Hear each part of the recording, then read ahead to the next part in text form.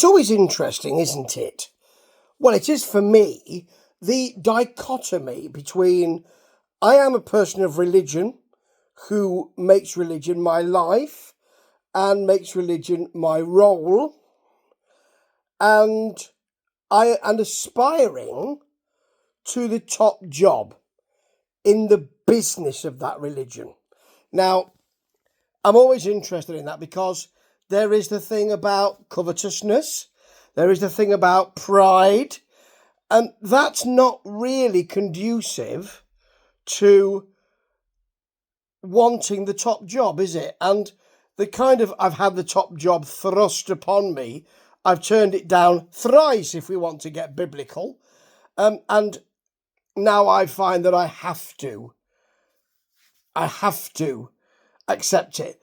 All of that is fraught with difficulty. So that dichotomy is at the heart of Conclave, which I really enjoyed. It's a romp. It's probably too much of a romp. It's from a Robert Harris novel from 2016, which is quite prescient, actually. There will be some spoilers here. Spoiler alert. So just be on guard for that. I'll tell you when they're coming. Well, actually, this is a whole spoiler alert. So if you ain't seen it yet, you probably want to not watch this. What am I saying? Or you perhaps want to watch it and then let it inform the film. It is a good movie on that entertainment level. You know, it's so supercharged and overheated that it's like a kind of Miss Marple thing, because the whole idea here is that the Pope has passed, the Supreme Pontiff has passed, and the cardinals have to be brought together to the Vatican to have the conclave of the title, which is a situation where they're locked down, and one person, Cardinal Lawrence, played by Ralph, I'm going to call him Ralph Fiennes, is leading all of that. And part of this is, that's very similar to a sort of, one of you here is a murderer kind of feel.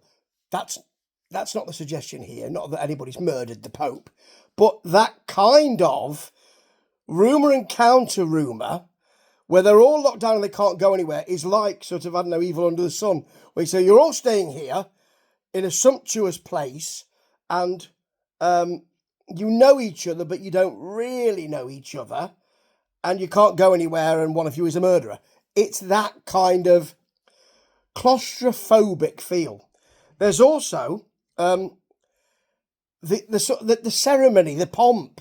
You know, any religion that has that ritual at its heart has to continue that ritual, has to continue that sort of sense of doing the right thing. And the ritual here, the way that the votes are cast and the way they're put together with the crimson string and the way they're then burnt and all of that, and the way they vote and the setting out of the food and the sumptuous digs they're in, which is, you know, the shutters come down and then they're all closeted and the outside world cannot be part of this. It does, spoiler alert, too late, but there's all that feel to it. And, you know, I'm fascinated at how that works. You know, the two kinds of smoke, I think it's the white and then the black, isn't it, when they've chosen the Pope. I'm very interested in how that happens, and that's part of this movie. So it's also a damn good whodunit, because in this movie, several people have done it.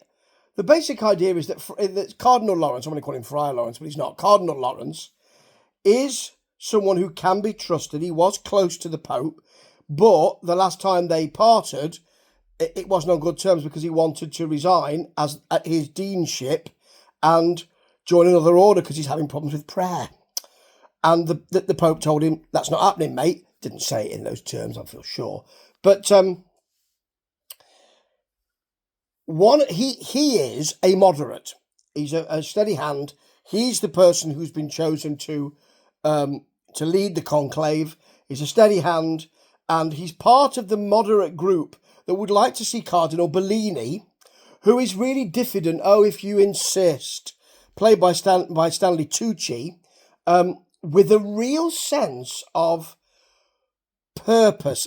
What he does, which is quite interesting, is we can't let Cardinal Tedesco, who would like to, they believe, take the, well, for instance, he wants to bring Latin back.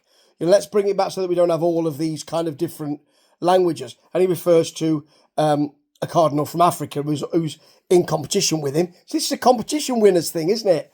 To be Pope, and says we can't have that. That sort of thing. At which point, Cardinal Lawrence says, "I need to go and circulate with the other cardinals." Go, and they fear that he will take the Roman Catholic Church back, the Catholic Church back 40 years. So there's that sort of, I'm only doing this to stop him. Into this mix, you've got Cardinal Tremblay, played by John Lithgow, who, or John Lithgow, if you like, wonderful actor. These are all wonderful actors, who is also hungry for the top job. And in the middle of this comes Cardinal Benitez, who was made a cardinal, but in secret, all above, and the pontiff is allowed to do this in secret because they feel that it was a security risk for him if that wasn't happening, because he is the cardinal of Kabul in Afghanistan. So he wasn't on the list, but here he is. Now, we do have on one side of this, the ages old, we're voting until somebody reaches 72 votes. We're voting, here's the result of the first vote. Cardinal Tremblay, Cardinal Adelaide, all of that. And then you've got the, I think I've got that name right. I might not have done. Let me just check, because I don't want to get that wrong. I would have got it wrong. It's Adeyemi. So many points. Cardinal Bellini. And Cardinal Benitez played with a real diffidence and a kind of young, sort of Christ-like look, a very fawn kind of, gentle, by Carlos Diez, D-I-E-Z-H-Z. Hope I pronounced it correctly. Is also picking up votes early on, and so is Cardinal Lawrence, who doesn't want the blooming thing. Of all the people who doesn't want the top job, he doesn't want it. But in this supercharged atmosphere, I felt he's actually swerving us, and he really does want it. Now, the whole thing is sumptuous. There's a lot made of the kind of gowns they wear and the colours and the crimson, and there's a beautiful scene where they're all coming across the courtyard and they've all got white umbrellas because it's raining and it's shot from above. And Edward Berger does give us those kind of very sumptuous, very precise moments. But, and the thing is, he doesn't get in the way of all that. What he does do is say, well, this happens. This is what the pomp and circumstance is. There's not a lot of pomp. It's mainly circumstance because they're locked down. But he allows that to show you the time. We're laying out for lunch, for dinner. So it's another day has gone by. It's beautifully done. It's all quite oppressive. It's all quite dark. And there are lots of talkings on back stairs, and people, the cardinals keep hearing somebody and say, "Thank you, sisters." And they'll talk again because it's a beauty contest or an ideological contest. So we must get, they say early on, most of the work will be done on the evening of the first day, when, we'll try and sway people to our votes, either hardline or, because the African cardinal, they have a concern about his views on homosexuality, on people who are gay and all of that. So it's fascinating that. It is overheated because what you've got here is, I mean, it does affect the situation because not only is one cardinal affected, but several cardinals are affected. So you find something out about one, and Cardinal Lawrence has to go to him and say, he says, please give me another chance. Well, you will never be Pope because there's been a scene, there are rumours and people now won't vote for you, they'll switch their votes. Then another cardinal is discovered that he's been financially involved with other cardinals and brought somebody to the conclave to affect one of the cardinals. So he's denounced in a beautiful way, actually, by Isabella Rossellini as Sister Agnes, who doesn't say much, but she's so effective because she has such a she resembles Ingrid Bergman, actually, as in this movie. She's got such an extraordinary depth to her that she adds the stiletto to Cardinal Tremblay about the, spoiler alert, it's too late, about the financial stuff. And then she says her piece and then says, well, yes, it was him, because then she curtsies and turns on her heel and walks away. It's just beautiful and it's funny. Quite a lot of this is funny because you've got age-old situations and pomp and circumstance, and it's being subverted. Plus, outside you've also got, well, a car bomb has exploded, and we can't tell anybody about that. Or a bomb has exploded, and we can't tell anybody about that because they can't be affected here. But at a momentous point in the voting, which is that Cardinal Bellini, Stanley Tucci, who is diffident with all that, if I must, I don't want it. Halfway through the film, you think, oh, he does want this. He does want this, even if it's for keep Cardinal Tedesco and his older views of the church out of this. But he really does want it, and he gets very angry about this and very sharp about this. It's beautifully done. And at some point he says, it's not going to be me, it has to be you. And Cardinal Lawrence says, well, it must be then. At the moment he's at the very moment that he is about to vote for himself, and he's never done that before, of course, there is as he's putting his vote in the chalice, pomp and circumstance, you see, there is an explosion, the window blows out, people are hurt, and it's a bit overheated. Quite a lot's going on. So you've got a car bomb outside, which Tedesco then denounces as, a Muslim basis and all of that. And you're waiting for, because, he's in the room with the rest of the cardinals, and he obviously sees his chance to say, I can now make my view known. It's a fight, it's a war against these other religions and all of that. And you're expecting that the other person who could win, who is at that point Cardinal Lawrence, who is leading this conclave, to make another, to make a counter view or a counter statement, and he doesn't. And that leaves Cardinal Benitez to do so. And he starts with, what would you know about war? And that leads to a certain outcome. So not only have we got, you've got 2 or 3 cardinals who are seen to have real problems here, serious problems in their past and in their present, which cause issues for them. You've got a car bomb outside. When they finally choose the priest, the cardinal who's to be Pope, Cardinal Lawrence then finds something else out. It's all a bit thriller, kind of, spy talking in corners sort of thing. And, Cardinal Lawrence is number 2, who's completely well organised, saying, I've got this report, would you like to hear it? No, not at the moment, but I've got this report and I'm a bit concerned about this. So they find something out about the new pontiff, who has agreed and signed and is about to be announced, that's a huge piece of news.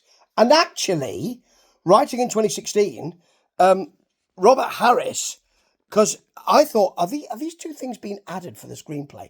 They haven't. They were in the book that he wrote. He's seen as quite prescient, because he's mentioning certainly 2 large items which the chattering classes and media are talking about at the moment. I won't tell you what the second one is. The first one is around other religions.